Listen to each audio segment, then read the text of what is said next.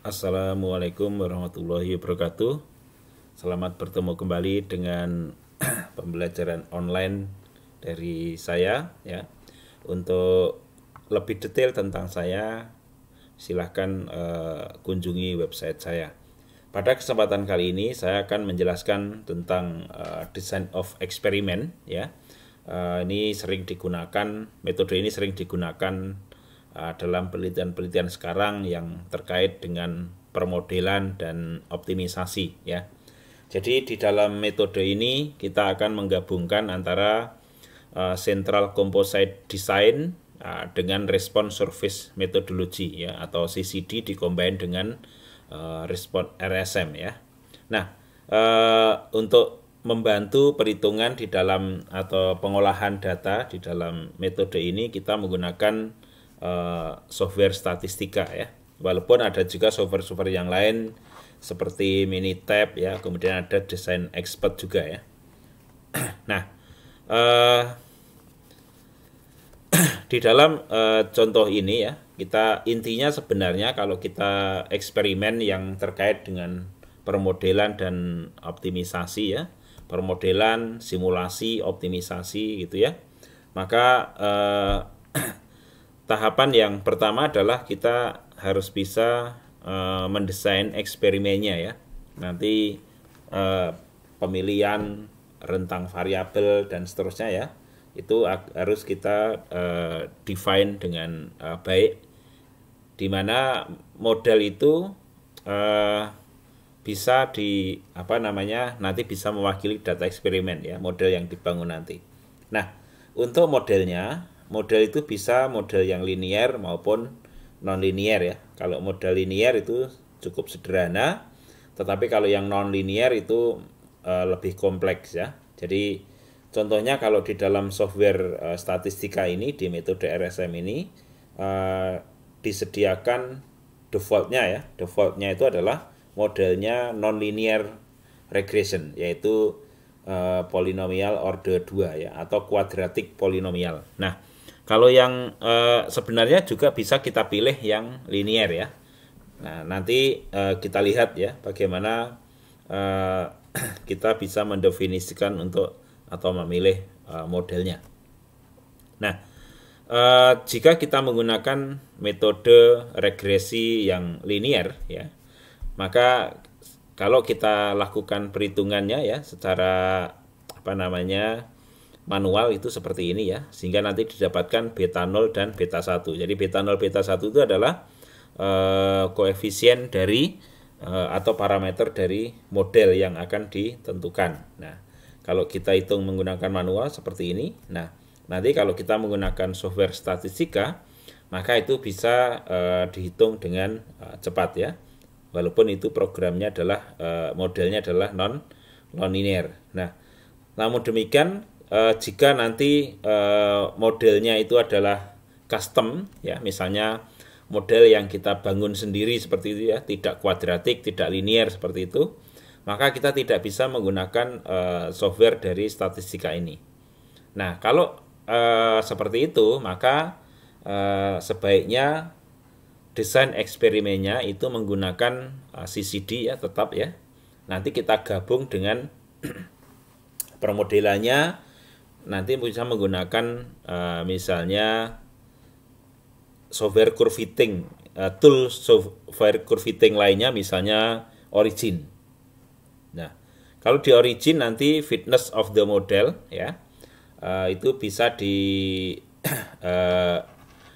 sana disediakan 2 ya untuk memeriksa apakah fitness of the model itu baik atau tidak ya, yaitu menggunakan coefficient of determination atau R-square dan ANOVA, sama dengan yang ada di dalam statistika ini ya.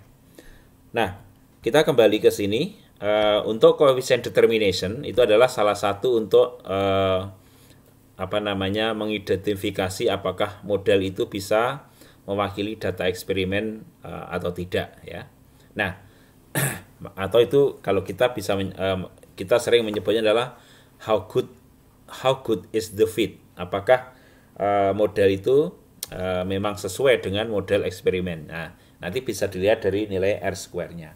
Jadi nilai coefficient of determination atau R-square itu adalah mengindikasikan seberapa besar varian dari data dari variabel itu bisa dijelaskan oleh model.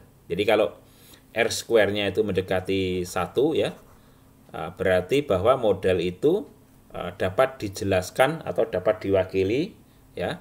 The model atau model itu dapat mewakili ya semua dari varian dari data faktornya. Kemudian kalau R-square-nya sama dengan 0, berarti model itu tidak mewakili varian dari variabelnya.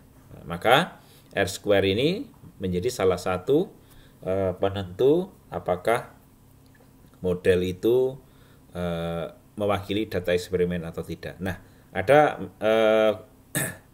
parameter yang lain lagi ya selain R-square yang bisa kita gunakan untuk memeriksa fitness of the model. Biasanya kalau di jurnal-jurnal itu tidak cukup dengan R-square, maka harus digabung dengan satu lagi misalnya ANOVA ya. Nah, nanti di ANOVA kita bisa menggunakan misalnya F-value ya atau Fisher value. Nah, jadi sebagai contoh kalau R-square-nya itu misalnya lebih besar dari 0,9 ya, maka itu dikatakan excellent ya biasanya. Namun demikian sebenarnya berapa besarnya R-square yang dikatakan baik itu adalah relatif ya. Jadi dilihat dari domain dari variabelnya ya. Jadi kalau R-square-nya itu misalnya lebih besar dari 0,9 berarti paling tidak 10% dari data itu bisa atau 10% dari data itu tidak bisa dijelaskan model atau alias 90% itu bisa dijelaskan oleh model gitu ya. Nah, kalau misalnya R-square-nya itu 0,93 berarti hanya 7% dari varian itu yang tidak bisa dijelaskan oleh model. Jadi itu adalah namanya coefficient of determination ya. Nah, kemudian statistical test lainnya adalah untuk menguji hipotesis itu bisa menggunakan ada yang student t-test, ada yang ANOVA ya. Atau Fisher test, F-value ya, ada juga yang Chi-square ya. Nah, kalau di dalam software statistika nanti disediakan ANOVA ya. ANOVA yang di dalamnya ada parameternya adalah menggunakan F-value ya. Jadi kalau kita katakan di sini ya bahwa regression analysis itu memang merupakan relationship ya antara model dengan faktor atau independent variable atau menghubungkan antara model yang bisa menghubungkan ya hubungan antara independent variable dan dependent variable atau responnya. Itu adalah regression analysis. Nah, seberapa besar model itu bisa mewakili data eksperimen tadi ditentukan oleh yang namanya ada satu R-square, ada yang kedua adalah bisa dengan F-value ya, ANOVA ya, kemudian juga bisa student t-test dan seterusnya ya. Nah, kemudian kita lihat biasanya kalau di dalam ANOVA itu kita mengenal ada dua jenis hipotesis ya. Kita mengenal dua jenis hipotesis ya. Ini mohon maaf ini yang kedua ini adalah H1 ya. Nah, jadi yang pertama adalah H0 atau null hipotesis. Nah, kalau H0 hipotesis ini benar ya, benar jika misalnya F-value-nya itu F-value dari ANOVA ya, di ANOVA nanti kalau F-value-nya itu misalnya kecil ya. Bahkan F-value-nya itu lebih kecil daripada F-table. Nah, itu nanti berarti H0 itu diterima ya. Kalau H0 diterima berarti semua faktor ya, semua faktor atau treatment itu tidak berpengaruh kepada respon ya, tidak berpengaruh kepada dependent variable. Jadi berapapun variabel independen itu diubah, maka tidak akan mengubah nilai dari respon itu H0. Nah, itu benar ya jika terjadi seperti itu ya. Nah, H0 itu bisa diterima jika F value-nya kecil. Jadi kalau kita melakukan regresi tetapi F value-nya, Fisher F value-nya itu ternyata kecil, lebih kecil dari F table, maka sebenarnya model itu tidak bisa mewakili data eksperimennya, karena berapapun nilai faktor itu tidak mempengaruhi nilai dari responnya atau dependent variabelnya. Nah, kalau yang alternatif hypothesis atau H1, ini berarti kalau ini diterima berarti, atau H1 diterima, H0 ditolak, berarti paling tidak ada satu faktor ya, atau satu treatment ya, dari model itu bisa mempengaruhi respon atau dependent variabelnya ya. Bisa jadi salah satu dari term itu nanti bisa mempengaruhi dari dependentnya. Nah, ini terjadi jika F value-nya itu lebih besar daripada F table. Maka kalau F value-nya itu lebih besar dari F table, berarti nanti H1 diterima, kemudian null hipotesisnya ditolak. Berarti model itu bisa mewakili data eksperimen. Nah, parameter lainnya yang dapat digunakan sebenarnya adalah ada juga namanya p-value ya. P-value ya, ini biasanya kalau dia lebih kecil daripada alpha ya, maka itu p-value-nya lebih kecil daripada alpha ya. Nah, maka berarti H1 itu diterima. Nah, kita masuk kepada DOI-nya ya. Jadi DOI itu adalah sistematik metodologi ya, yang merencanakan, kemudian mengeksekusi dan menganalisis data. Jadi komplit di sini ya. Maka kita namakan kombinasi antara Central Composite Design dan Response Surface Methodology. Ini yang dinamakan dengan Design of Experiment. Sebenarnya ada banyak metode yang lainnya ya. Dalam konteks ini kita pilih yang CCD dan RSM ya. Nah, sebagai contoh ya, nanti sebagai contoh kalau kita mempunyai dua independent variable ya. Kalau kita punya dua independent variable, misalnya reaction time, misalnya kita simbolkan dengan X1, dan independent variable yang kedua misalnya temperatur, atau kita simbolkan dengan X2. Sementara dependent variabelnya atau responnya adalah yield ya. Misalnya kita ini sebagai contoh saja. Nah, coba kita urut-urutannya ya untuk design of experiment menggunakan metode ini adalah, yang pertama kita harus mendesain eksperimennya dulu ya. Bagaimana kita mengkombinasikan antara independent variable itu? Apakah kita asal saja, misalnya kita mengkombinasikan antara tadi ya waktu ya, waktu reaction time dengan temperatur, apakah kita asal saja mengkombinasikan dan memvariasikannya? Maka kalau seperti itu maka bisa jadi nanti eksperimennya bisa menjadi lebih banyak dan tidak terarah. Nah, maka kita menggunakan yang namanya Central Composite Design ya. Nah, nanti kita mendesainnya menggunakan statistika software. Kemudian yang kedua, setelah itu maka kita akan dapatkan tabel kombinasi antar independent variable. Nah, kalau kita sudah dapatkan itu, maka kita lakukan eksperimental, atau kita menguji kombinasi dari beberapa independent variable tersebut untuk mendapatkan nilai daripada dependent variable ya, atau respon. Nah, nanti kalau ini sudah kita kerjakan yang nomor 2 ya, maka nanti kita akan dapatkan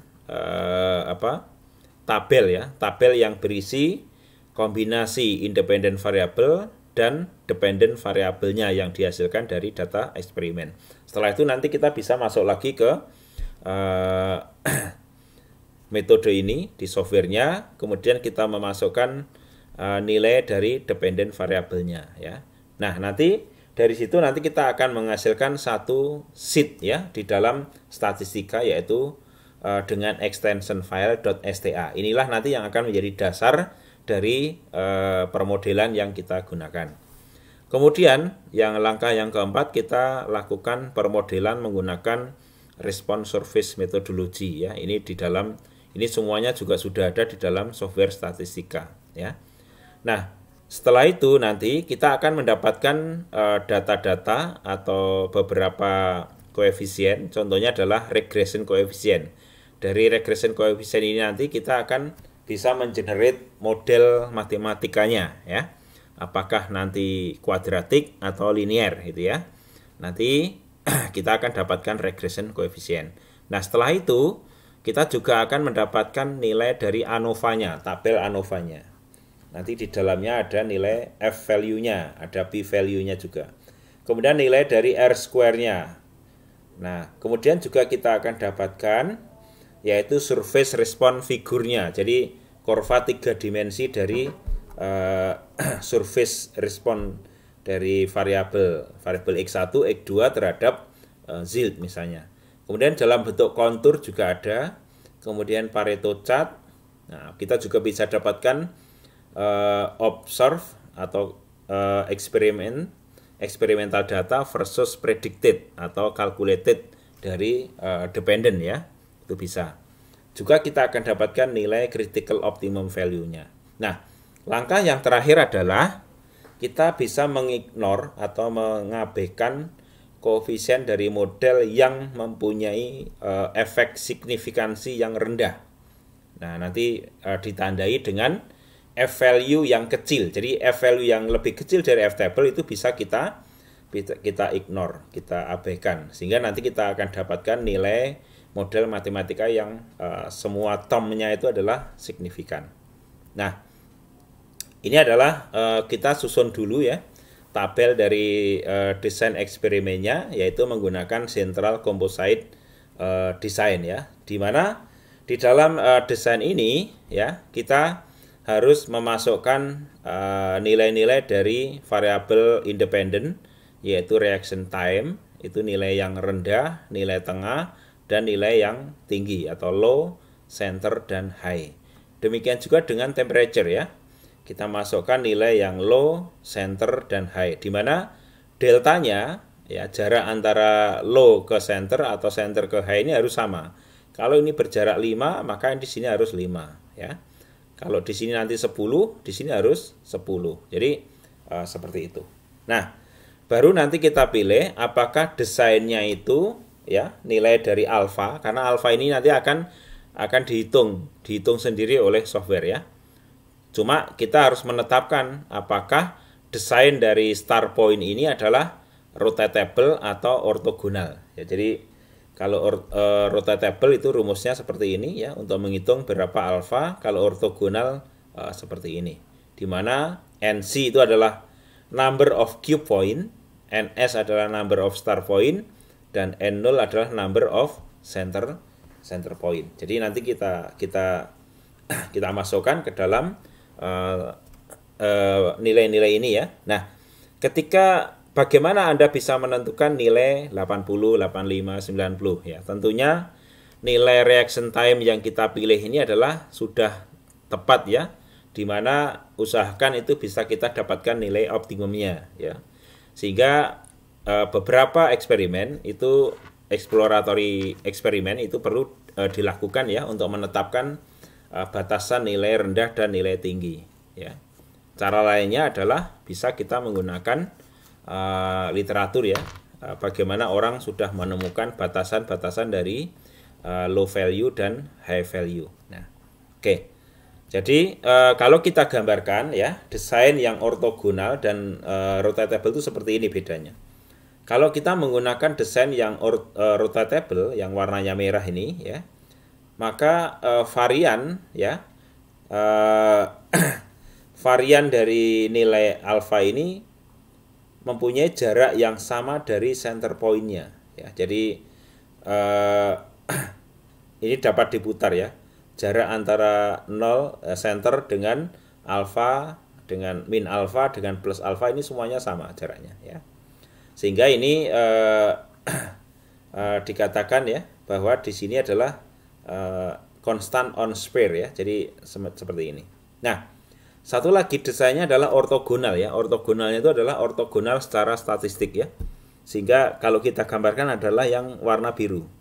Jadi kalau kita menggunakan desain yang ortogonal, maka nilai alfa itu lebih dekat dengan center point-nya, ya, lebih dekat dengan center point-nya gitu. Nah, nanti tinggal kita pilih rotatable atau ortogonal. Jadi defaultnya adalah kalau di software statistika itu adalah rotatable ya. Nah, nanti kita masukkan. Nah, otomatis kalau kita pilih rotatable, maka akan kita dapatkan nilai alfa itu adalah kalau kita hitung dari formulanya tadi, NC kali pangkat seperempat ya, kita dapatkan 1,414 ya. Jadi kita akan bisa hitung ya nilai dari uncoded-nya, misalnya reaction time, kalau alfanya 1,414 itu bagaimana? Ini menggunakan formula ini. Jadi 77,93 itu didapatkan dari berapa besarnya alfa ya, berapa besarnya alfa ya. Nah, ini 77,93, ini 92. Jadi nilai yang warna merah ini adalah akan terhitung oleh CCD ya. Jadi bukan kita yang mengentry gitu ya. Nah, sehingga nanti kita akan dapatkan tabelnya seperti ini ya. Kombinasi antara variabel reaction time dengan temperature. Nah, caranya nanti kita masukkan seperti ini ya. Reaction time, kemudian temperature ya. Kita masukkan nilai dari low, center, dan high. Nanti kita akan praktekkan setelah ini ya. Nanti kalau sudah seperti ini, maka kita setting misalnya rotatable, kemudian kita pilih misalnya standard order ya, supaya kita bisa melihat secara urutan yang teratur ya.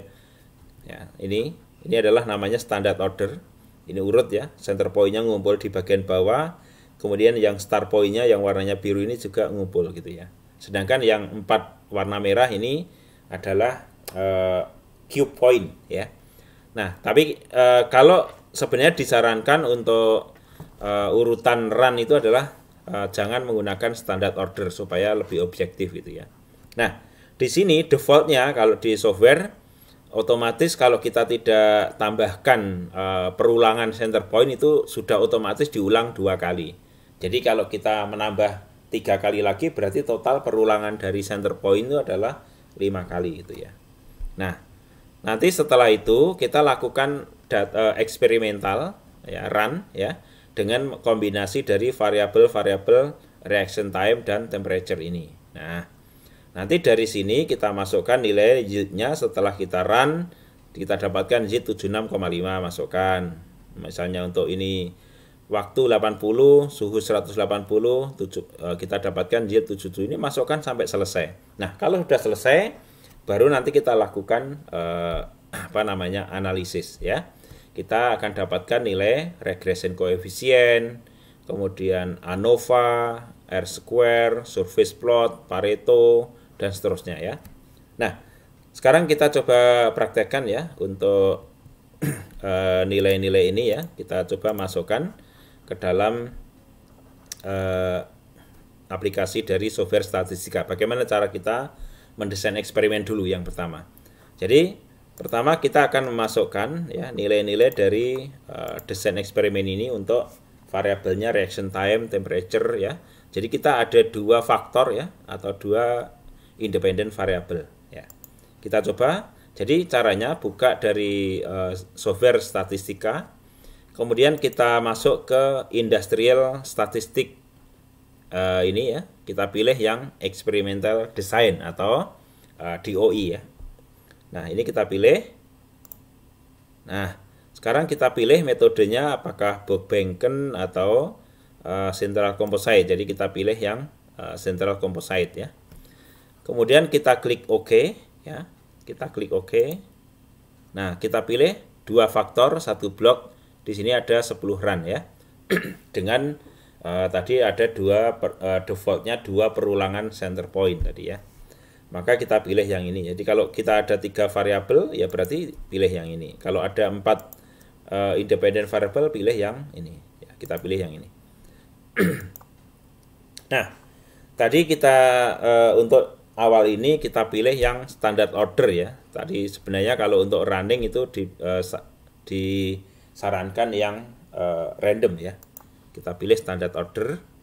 Nah, kemudian kita masukkan nilai-nilai dari faktor atau variabelnya yang batasan low, center, dan high ya. Nah, di sini kita ubah saja, kita langsung double klik dan diganti dengan misalnya tadi ada reaction time ya. Satuannya adalah misalnya menit ya. Kita masukkan nilainya tadi, berapa nilainya? 80, 85, 90 ya. Jadi ini 80, centernya 85, high value-nya adalah 90 ya, menit ya. Ini bisa kita lebarkan. Yang kedua adalah temperature ya. Yang kedua adalah Yang kedua adalah sebentar.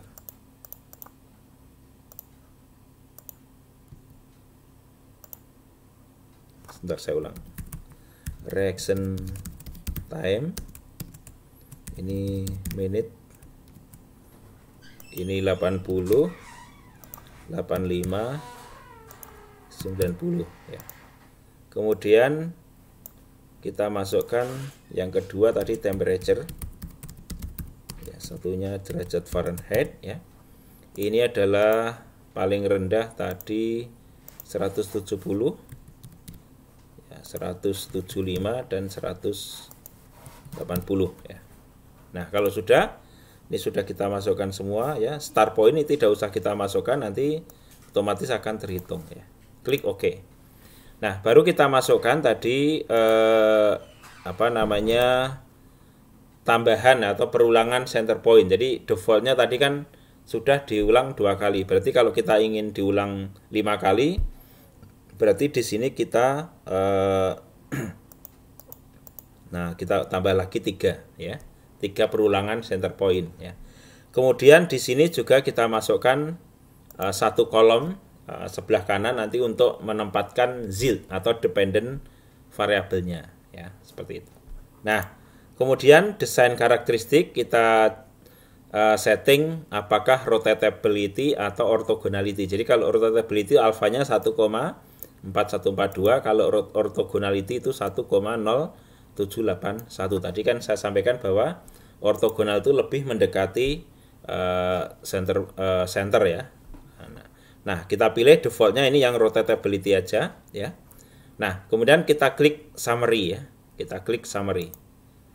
Nah, kita sudah dapatkan kombinasi ya, ada 13 run ya dari variabel independen dan nanti dependennya kita masukkan di sini setelah melakukan data eksperimen ya. Jadi di sini kita masukkan misalnya ZIL ya, ini satuannya adalah persen gitu. Nah, kita juga bisa lakukan misalnya kita bulatkan juga bisa ya, seperti di Excel misalnya ini tidak ada desimal di belakang koma, misalnya ini juga sama seperti ini ya. Kita bisa format seperti di Excel ya supaya lebih enak dilihat. Ini juga sama.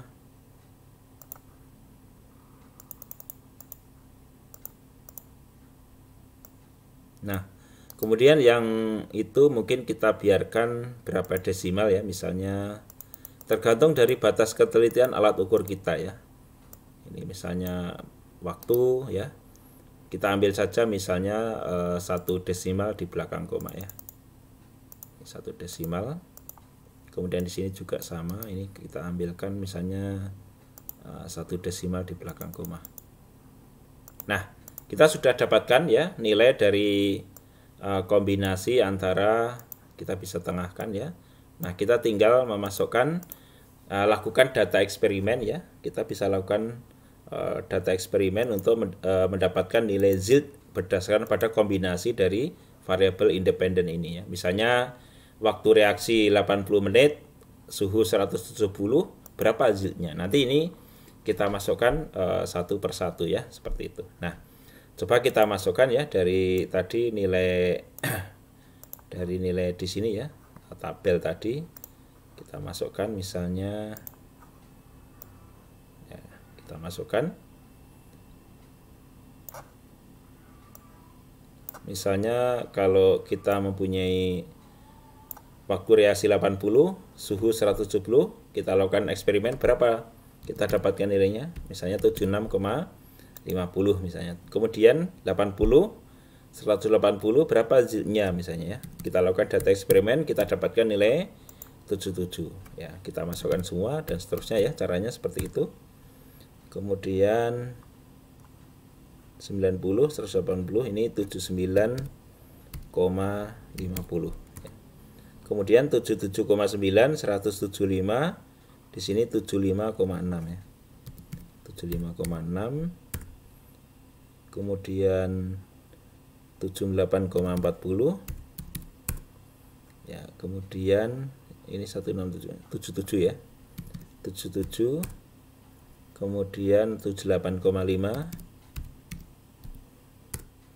Kemudian 79,90 ya, 79,90, 80,30 ya, dan seterusnya kita selesaikan, masukkan sisanya 80, kemudian 79,70, terakhir kita masukkan 79,80 misalnya ya. Ini adalah dari data eksperimen ya. Nah, dari data eksperimen. Nah, ini perlu kita simpan ya. Ini kita simpan dalam spreadsheet ya, dalam spreadsheet.sta. Nanti gunanya adalah nanti untuk kita melakukan data eksperimen misalnya di lain hari seperti itu ya. Ini bisa seperti itu. Jadi ini kita simpan dulu hasil dari sini, kombinasi ini ya. Ini kita simpan misalnya. Nah, dari sini nanti ini STA-nya ini bisa kita simpan dalam file sendiri ya. Misalnya ini kita simpan. Nah, misalnya kita simpan ini ya, data ya. Data CCD dan run eksperimen ya, misalnya ya, eksperimen. Nah, ini kita simpan sebagai spreadsheet atau STA ya. Nah, misalnya kita sudah di lain hari lagi kita melakukan analisis ya misalnya. Dan ini misalnya software ini kita tutup ya, ini kita tutup. Ya. Nah, tadi udah kita simpan ya untuk STA-nya. Misalnya kita di lain hari kita buka lagi, tinggal menganalisisnya begitu ya. Untuk menganalisisnya bagaimana ya. Caranya adalah kita masuk lagi seperti ini ya. Desain eksperimen. Nah, di sini kita open data. Jadi data yang sudah kita simpan tadi .sta ini kita open di sini ya. Nah, di sini kita perlukan spreadsheet. Nah, ini kita ambil filenya dulu. Tadi ingat ya, tadi foldernya harus Anda ingat tadi di folder mana gitu ya. Nah, ini harus kita ingat. Nah, tadi ini ya, data CCD dan run experiment.sta. Kita open. Nah, kita klik OK lagi. Nah, nanti kalau sudah seperti ini, kita tidak lagi melakukan desain eksperimen ya, tetapi kita melakukan analyze ya. Nah, ini sudah nampak di sini ya. Sudah nampak. Nah, kita melakukan analyze, bukan desain lagi. Maka kita klik yang bagian analyze. Nah, di sini kita klik variabel. Jadi kita definisikan mana yang dependent variable. Ini adalah ZILT ya. Kemudian yang independennya ya, ini 1 dan 2. Ini yang blockingnya ini tidak usah kita apa-apakan ya, karena kita tidak melakukan blocking misalnya. Nah, kita klik OK. Nah, kita klik OK. Ini sudah terbaca ya, dependentnya dan independent variabelnya. Nah, setelah ini baru kita klik OK ya. Nah, di sini kita sudah dapatkan window yang kita bisa gunakan untuk mengenerate variasi-variasi tadi ya. Misalnya pertama adalah yang tadi kita bisa generate ya, adalah regression coefficient misalnya ya.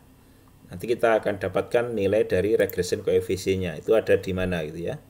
Nah, kita lihat regression coefficient itu ada di ANOVA ya. Di ANOVA di sini ada regression coefficient. Maka ini kita klik saja. Nah, kita klik ya. Kita klik di sini sudah muncul ya.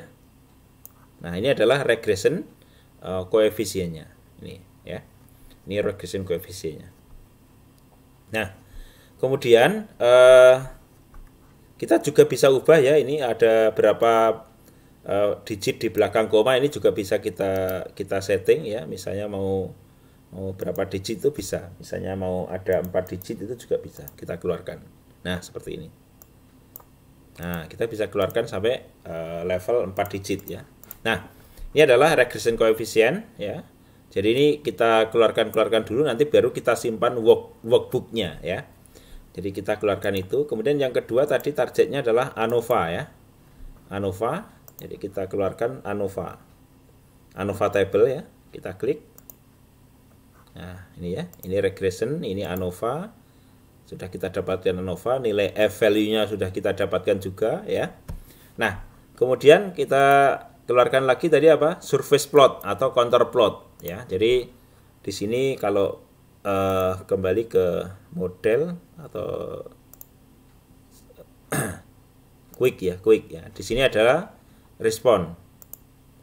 Nah, kita dapatkan kurva dari 3 dimensi dari responnya ya. Ini nah, kemudian lagi kita keluarkan lagi kontur ya. Konturnya yang ini ya. Nah, kontur ya, kontur 2 dimensi. Kemudian apalagi yang bisa kita lakukan? Pareto ya, Pareto. Nah, efek dari variabelnya. Nah, Pareto chart effect ya. Nah, ini Pareto chart effect. Apalagi yang bisa kita keluarkan? Plot antara eksperimental versus calculated ya. Jadi nilai dari yield-nya atau responnya itu antara yang terhitung dengan dari data eksperimen itu seberapa dekat. Harusnya kalau itu R-square-nya mendekati 1 ya. R-square-nya mendekati 1, maka dia berada pada diagonal ya. Nah, kita keluarkan lagi. Kalau yang itu berarti berada di residual ya. Nanti kita pilih yang predicted versus observed ya. Observed versus predicted yang ini ya. Nah, ini adalah predicted yield, kemudian di sini adalah eksperimental. Jadi semuanya relatif agak ya dekat dengan diagonal, sehingga kalau kita lihat dari ANOVA, kita lihat R-square-nya adalah 0,98277. Jadi memang R-square-nya adalah bagus ya, 0,98277. Maka kalau kita lihat dari observed versus predicted-nya adalah mendekati. Jadi kalau R-square-nya misalnya 0,8 itu bisa jadi titiknya menjauhi diagonalnya gitu ya. Apalagi yang bisa kita keluarkan yang terakhir adalah critical value, optimum value-nya. Nah, kita ambil dari di sini ada critical value ya. Nah, di sini kita dapatkan nilai dari yield optimumnya, yaitu ini adalah maksimum ya. Berarti yield maksimumnya adalah 80,2. Dan 80,2 itu berada pada independent variable reaction time yang optimalnya adalah 86,9, sedangkan suhunya adalah 176 gitu ya. Jadi kalau kita melakukan eksperimen pada waktu reaksi 86,9 dan temperaturnya 176,5, maka kita akan dapatkan nilai yield maksimum 80,2. Itu maksudnya seperti itu. Nah, kemudian nanti ini kita simpan ya. Kita simpan workbooknya ya. Kalau tadi kita simpan STA-nya, sekarang kita simpan yang workbooknya ya. Misalnya tadi CCD dan run eksperimental. Ya, sebentar ya. Saya tadi lihat tadi filenya data CCD dan run eksperimen. Maksudnya saya samakan supaya ingat ya. Data CCD dan run eksperimental ya. Nah, ini STW ya. Workbook. Jadi kalau tadi adalah STA berisi spreadsheet, kalau ini berisi gambar-gambar ini supaya kalau kita edit nanti suatu saat nanti kita loading lagi sudah posisinya sudah teredit di terakhir ya. Ini kita simpan. Nah, jadi kalau kita nanti melakukan editing, maka nanti tidak akan hilang dan selalu kita simpan ya. Ya, contohnya adalah kalau kita melakukan misalnya ini ya, kita edit misalnya gini, kita edit, kita ya, maka tidak akan hilang. Nanti kita save ya. Misalnya ini kita besarkan fontnya ya, supaya nanti kalau di copy di MS Word itu kelihatan ya. Nah, misalnya fontnya kita ubah ya, misalnya 20 gitu ya. Nah, supaya jelas. Nah, seperti ini lebih jelas ya. Kalau fontnya 20, ini juga sama.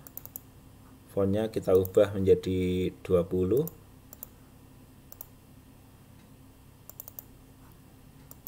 Jadi ini kalau nanti di copy ke dokumen paper kita atau tesis kita itu sudah cukup besar ya, sudah bisa jelas. Terserah ini fontnya mau memilih berapa ya. Nah nanti kita juga bisa edit ya di bagian ini supaya tidak kuning ya, supaya ini semuanya misalnya putih, itu juga bisa ya misalnya. Nah, tinggal di double klik aja sebenarnya seperti ini ya. Nah, caranya bagaimana supaya kita bisa copy ke MS Word ya. Kita juga bisa edit juga masing-masing garis ini supaya diubah menjadi warna hitam supaya lebih jelas gitu ya. Silakan saja nanti untuk mengeditnya ya. Misalnya ini kita edit lagi, grid line ini kita ubah menjadi warnanya hitam ya supaya nanti lebih jelas. Ya, seperti ini menjadi lebih jelas. Sehingga nanti dihasilkan paper kita itu gambarnya resolusinya lebih bagus ya. Ini juga sama, grid line-nya ini diubah menjadi, karena defaultnya bukan warna hitam ya. Juga yang paling tepi ya, sebentar, ini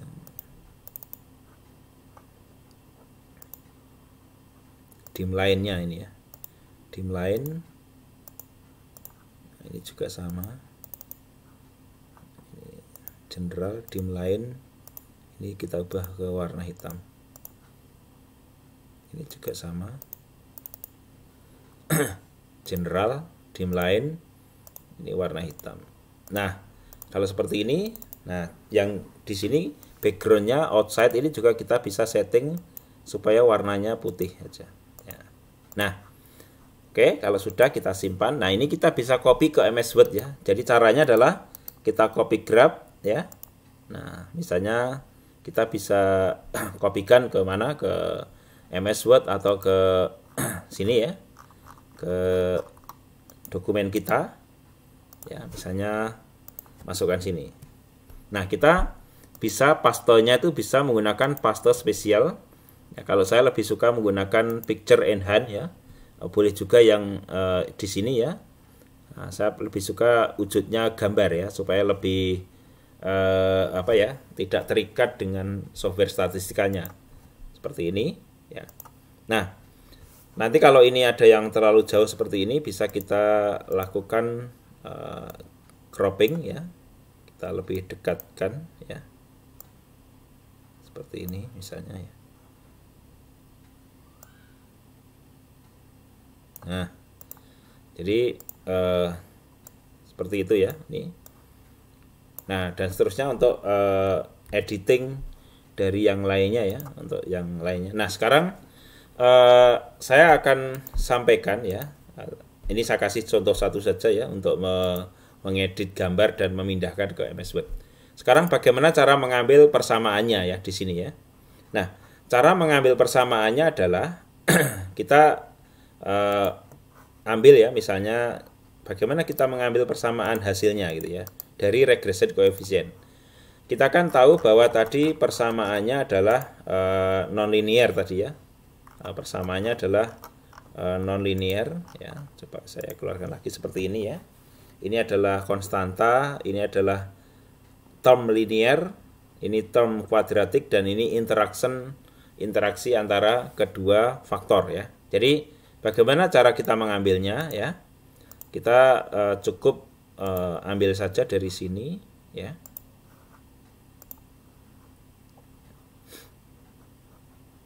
Coba kita ambil.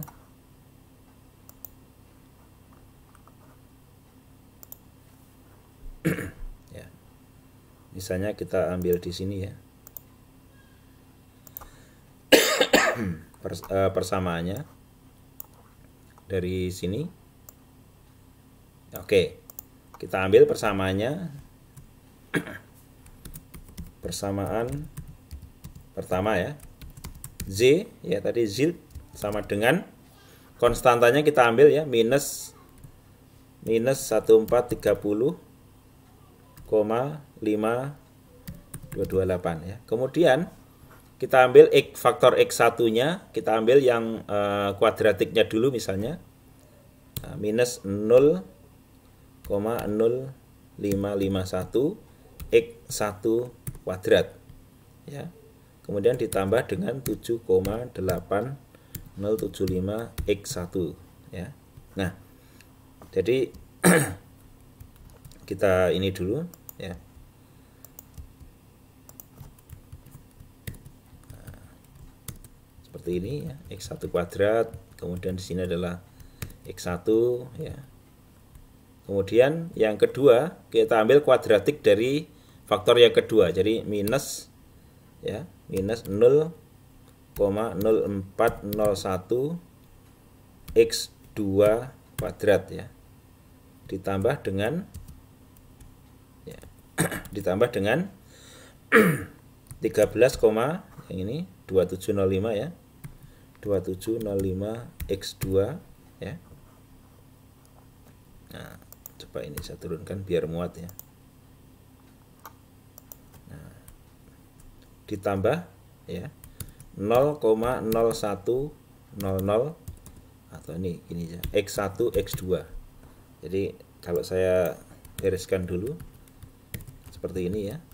Kemudian di sini juga X2, ini adalah X1 kali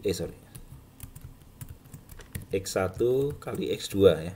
Jadi ini adalah namanya efek interaksi ya. Jadi yang term yang terakhir ini adalah efek interaksi antar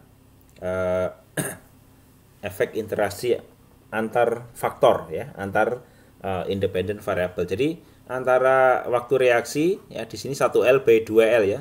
Antara waktu reaksi dengan temperatur itu punya interaksi sebesar 0,01. Nah, cuma di sini adalah warnanya hitam, sementara yang lain warnanya merah. Kalau kita lihat dari nilai apa namanya, kalau kita lihat ya, nah kita lihat dari ANOVA-nya sekarang ya. Kita lihat dari nilai ANOVA-nya. Kalau kita lihat nilai dari ANOVA-nya ya, perhatikan bahwa interaksi antara variabel ini ternyata mempunyai F-value yang rendah ya, 3,53 ya. Jadi kalau kita hitung ya, berapa sih F-table-nya ya, kalau kita lihat ya, F-table ya. Kita coba keluarkan nilai dari F-table-nya ya. Sorry.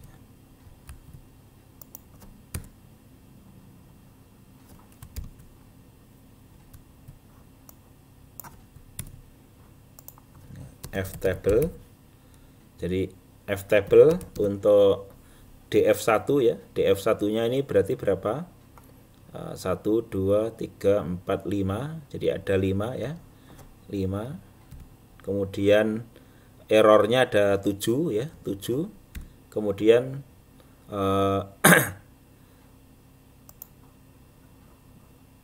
apa namanya, kita gunakan 0,05 ya, alfanya ya, alfa 0,05 ya.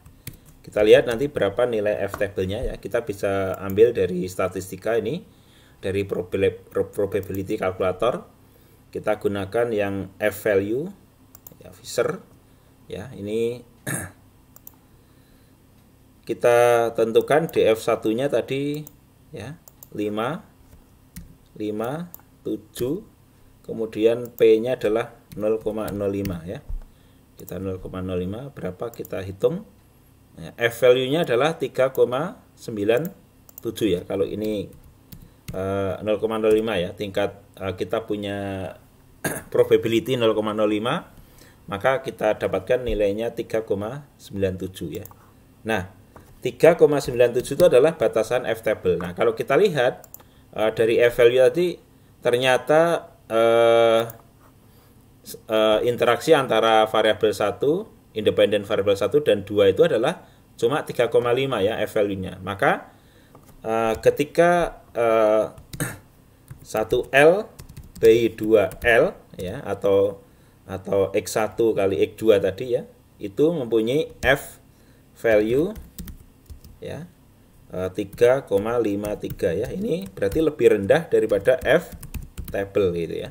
Sehingga kita bisa asumsikan ya bahwa interaksi antara variabel 1 dan variabel 2 ini adalah bisa kita abaikan ya. Ini ignore. Ya, kita harus ignore ya. Sehingga nanti dari persamaan ini yang nilai terakhir ini sebenarnya ini bisa diabaikan ya. Jadi yang ini itu bisa diabaikan. Sehingga nanti kita hanya mendapatkan nilai yang ini saja ya, yang signifikan saja. Jadi yang warnanya merah ini tidak signifikan, nanti bisa di-ignore. Tapi kita tidak boleh langsung mendelete yang ininya, nggak boleh. Jadi harus kita lakukan menggunakan statistika untuk mendapatkan model yang baru yang sudah mengignore atau mengabaikan interaksi antar variabel. Nah, bagaimana caranya itu ya? Untuk bisa kita mendapatkan persamaan yang kedua ya. Nanti kita akan turunkan lagi persamaan kedua yang posisinya itu sudah di-ignore ya. Sudah mengabaikan yang tidak signifikan tadi ya.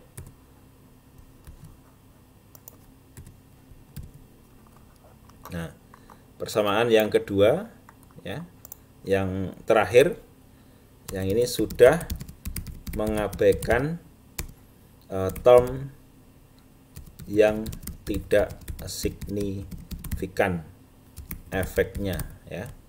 Di mana yang tidak signifikan efeknya adalah interaksi antara variabel 1 dan 2. Nah, ini kita tutup dulu. Nah, sekarang bagaimana cara mengabaikannya sekarang ya? Kita kembali ke sini ya. Nanti kita lihat di model. Nah, di sini ada namanya effect to ignore ya. Effect to ignore. Nah, kita klik saja effect to ignore. Nah, kita klik OK. Nah, mana yang mau kita ignore? Yang kita ignore adalah 1L by 2L karena tadi F value-nya lebih kecil dari F table ya. Kita klik OK. Nah, kita klik OK. Kemudian kita keluarkan lagi persamaannya tadi ya. Nah, regression koefisiennya lagi. Nah, ini ya.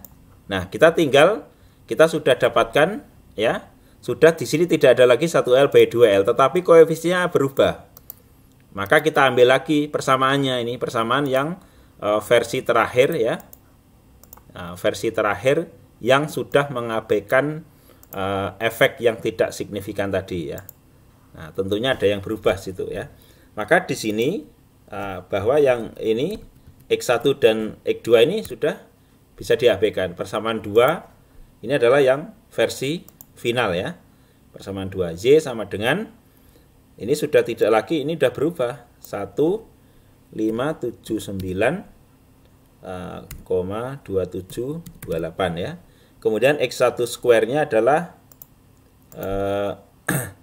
ini ya, 0,0551 X1 kuadrat masih tetap. Kemudian yang linearnya yang berubah ya. Di sini 9,5575. Kemudian X2 kuadratiknya min 0,401 ini masih tetap. Nah, yang linearnya yang berubah ya. 14,12005. Jadi, kalau kita seperti ini ya, ini berarti sudah mengabaikan yang tadi tidak signifikan. Sehingga kita akan dapatkan persamaan versi 2 ya, ini yang sifatnya adalah final ya. Sudah final. Ya, inilah yang kita pakai. Jangan menggunakan yang mengandung yang tidak signifikan tadi. Gitu. Ini adalah bagaimana kita menggunakan statistika ya, mulai dari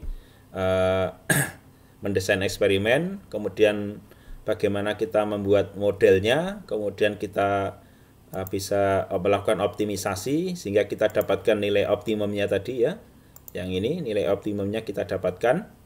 Kemudian juga kita bisa memeriksa fitness-nya. R square-nya adalah 0,98277. kemudian F value-nya juga sudah bisa kita arahkan kepada yang signifikan saja untuk persamaan modelnya yang terakhir ini ya. Jadi sudah kita dapatkan nilai model yang sudah mengabaikan efek yang tidak signifikan. Jadi itu ya share dari saya tentang tips bagaimana kita menggunakan software statistika untuk melakukan permodelan, kemudian desain eksperimen, permodelan, optimisasi, dan juga dilengkapi dengan pemeriksaan fitness dari modelnya ya, atau apakah model itu bisa mewakili data eksperimen atau tidak gitu ya. Demikian, semoga bermanfaat. Terima kasih atas perhatiannya. Assalamualaikum warahmatullahi wabarakatuh.